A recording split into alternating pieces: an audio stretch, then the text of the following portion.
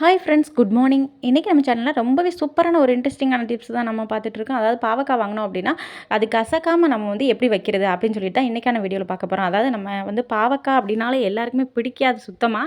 இதை பாருங்கள், கசக்காமல் செஞ்சோம் அப்படின்னா ரொம்பவே சூப்பராக இருக்கும். ஆனால் இது வந்து ரொம்பவே உடம்புக்கு நல்லது. நம்ம உடம்புல இருக்கிற தேவையற்ற புழு பூச்சிகள்லாம் வந்து இதை அடிக்கடி சாப்பிட்டோம் அப்படின்னா அழிஞ்சிரும். பாருங்கள், இது கசக்காமல் இருக்கணும் அப்படின்னா நம்ம கட் பண்ணதுக்கப்புறமா இந்த மாதிரி ஒரு நியூஸ் பேப்பரோ இல்லை உங்கள் வீட்டில் இருக்கிற நோட் பேப்பரோ இந்த மாதிரி வச்சு ஒரு ½ hour வந்து அதை வச்சுட்டு அதுக்கப்புறம் நம்ம எடுத்து சமைச்சோம் அப்படின்னா ரொம்பவே சூப்பராக கசக்காமல் நல்ல டேஸ்ட்டாக இருக்குங்க. கண்டிப்பாக இந்த டிப்ஸை நீங்கள் ட்ரை பண்ணி பாருங்கள்.